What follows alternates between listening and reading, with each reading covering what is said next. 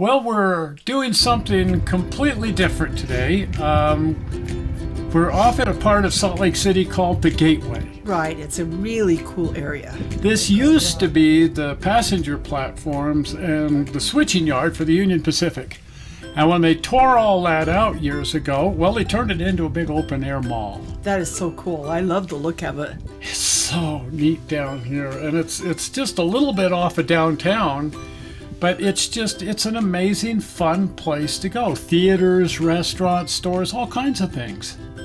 They built it, I don't even know, 15 years ago or something? Longer than that. I'm thinking over 20. Yeah, and anyway, they just sold it to a new company who said they were going to spend over $1 billion revitalizing the area. Not that it needed that much revitalization.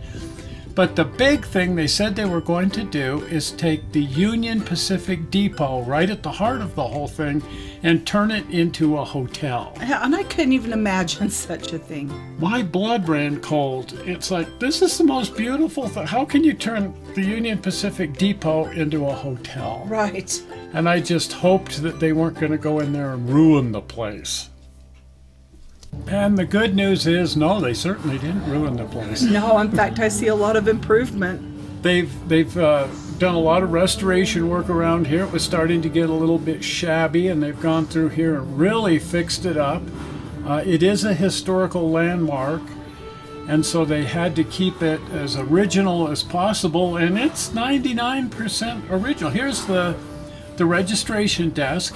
I love this area over here. It's kind of a restaurant, but look how they've built these benches like the original waiting room benches. Isn't that cool? So they're paying homage to what it once was. Even the ticket booths over here have been repurposed into part of the bar, and they're using them as liquor cabinets. And they have an obligation to keep it open to the public. Right, it's almost like a museum in a way. Yeah, because it is a historic landmark, and so the city said if you're going to development, one of the conditions is you cannot just close it off. Even if people just want to walk around in the restaurant, they have a right to do that. Right, and there's certainly room to do that, to just walk around.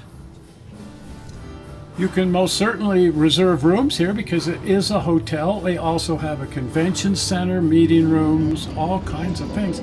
This is fun. Out on what used to be part of the passenger platform is part of the lobby now, which is outside of the terminal, and it's where the elevators take you up to the rooms. And they've got this beautiful space over here, which is kind of part of the lobby now. Right, and it's just beautiful to come out here. The evening was just perfect. It was warm. So it's a nice place to just come out and sit. And this area, this is outdoor, but we're under the tower, right. The hotel tower here. So this plaza where you can enjoy the stained glass and everything we're literally underneath the hotel tower at this point. And there's another restaurant, a finer restaurant. In fact, this used to be the baggage handling area. Oh my goodness. And this is where we had dinner. Right. And of course, get reservations, and it's a thing to do because it's a very, very nice restaurant. And it's called the Rouser. As you walk around the hotel here, there are all these great photographs of when the building was under construction. Finished in 1909. Wow, my grandpa would have been 9 years old. The thing is, from the time I was a kid, I just always remember this thing being here. Right. Of course, it was a train station back then, and we would come down here and see people off and pick people up, and there was thousands of people coming and going. Just absolutely an amazing place. Back in the day, Salt Lake City had one of the most advanced trolley systems anywhere in the western United States. But it was all gone by the time I was a kid. Oh, dear. This picture must be when it very first opened, because the murals, none of the painting, none of the gilded painting or the big murals or any of that fancy stuff is in here. It's just plain white. Of course, before the internet, there were these things called newsstands. Right. And newspapers. Oh, dear. Magazines. It was just every major office building, everything had its own newsstand. but there were dozens of trains, probably, I don't know, 50 trains a day coming and going from here. What gets me is how everybody's dressed up so nice to ride the train, but I remember hearing how it was such an occasion to ride the train. And just to the west of the passenger platforms were the extensive switching yards of the Union Pacific.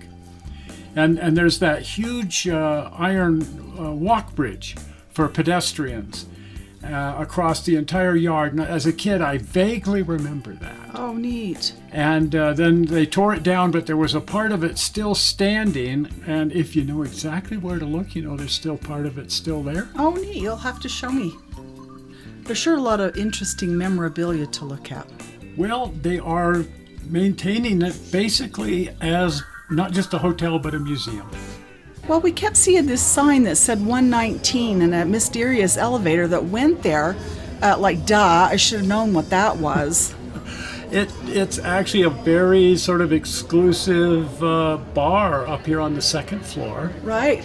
And it's really neat. Oh, we had fun up here.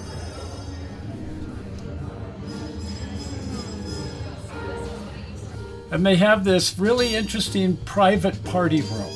I like this one. It was sort of locked up, but you see all the vinyl records on the wall? There's a stereo in here with a turntable and 2,000 vinyl records. Oh, well, there you go. We could have us a record hop. And check out the view. You can see all of downtown Salt Lake. If you look close, you just barely make out the temple up there. Oh, and I was looking at the KSL station. And just to the right, that's the Delta Center, where the hockey team and the basketball team play. And there's plans afoot to just dramatically enlarge that footprint. Oh, nice. And from the second floor up here, you get a whole different perspective on the great room down below. Oh, the paintings, the murals are just beautiful.